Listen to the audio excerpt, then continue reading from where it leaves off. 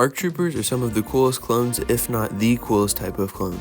So today we're going to be taking a look at a bunch of different ARC Troopers I got from Jonak Toys. I'm going to show you what pieces I got on them, and what different helmets you can use, and all the accessories you can use for these figures to make the perfect ARC Troopers while staying on a cheaper budget. Anyways, let's get into it so we can make the most perfect ARC Troopers possible. First up, we have what are the most iconic ARC Troopers, being Fives and Ekko.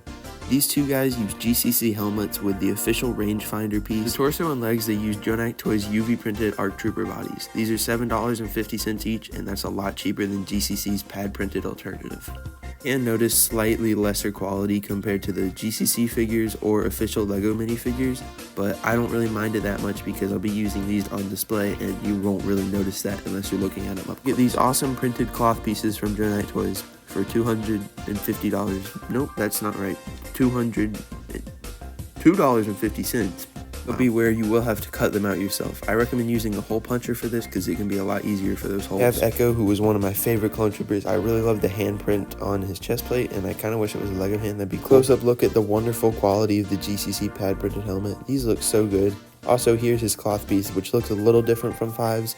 Still a pretty good print on those. In my opinion, your 501st Army will never be complete if you don't have Fives and Ekko, so I'm really glad to have these guys in my collections. I think they were about 20 bucks each, which isn't too bad for a custom figure, and the GCC one is at least 25 if I remember correctly. Taking another look at the cloths, you can see that they're kind of flat, so what I recommend doing, I got this idea from Mayday Figs, is using this piece from your 2009 Clone Trooper, and you put it on top of this, and after a few hours, or it really depends on how perfect you want it. It'll just take some time and then you can get it pretty perfect. I think the combo between these two companies works really well, and you can buy all of this stuff on Jonak Toys' website so you don't have to buy it from two places. Another amazing ARC Trooper that uses this blend between GCC and Jonak Toys is this Umra ARC Trooper. The color scheme on this guy is just awesome. I love the combination of the bright orange and the dark black. The special backpack on this guy, which is from Thicky Bricky, but that was before his store closed down, so I really don't know where you can get this anymore. Maybe Camino Bricks. And of course, just like the other two, he has the pad printed GCC helmet. They color match these things so well, like the orange looks just like the other orange parts, and there's the GCC logo on the middle.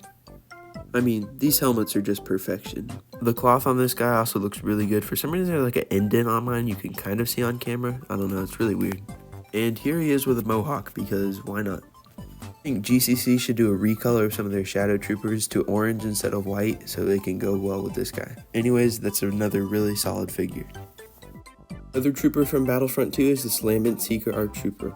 While he may not have the GCC helmet because I haven't been able to pick it up yet, he still looks really good in my opinion, and I love this backpack from Jonak Toys, which only cost about $2. This guy does have the printed pauldron on his chest plate because I couldn't get the normal one because it was sold out, but I think if you just put the cloth over it, it looks fine. Also, these pauldrons don't bother me that much. Here's a look at the difference between the GCC helmet and this Clone Army Customs helmet.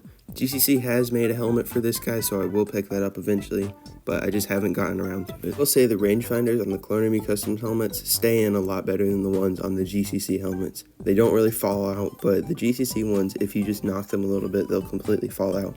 So I think they need to fix that. I like the gray on this guy's waist cape, and I think it looks really good in combination with the gray helmet.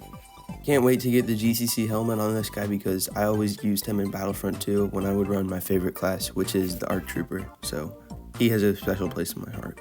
For the final figure, we have one more Battlefront 2 ARC Trooper.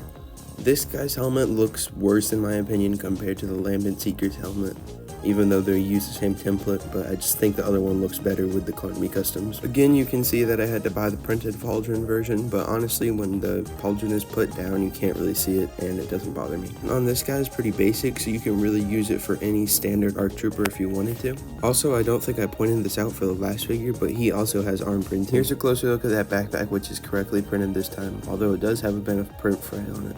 I think the red and white cloth complements this guy really well, and he really reminds me of the original Coruscant Guard Troopers before they went to Phase 2, so you could probably use him for one of those. While this may be my least favorite figure in the video, it doesn't mean much because all of the other figures have been so awesome. That's gonna do it for this video. Tell me what you guys thought about these ARC Troopers in the comments down below. Also tell me what you guys want to see in future videos and what I can do to improve my content. It's a fun video to do, and the next time I should do a video like this is when I take a look at all of the figures from Star Wars The Bad Batch. at least all of the ones I have, and that video should come out around the time Bad Batch does, which I think is in a few weeks. With that, stay tuned for some more videos in the future, and I'll see you next time.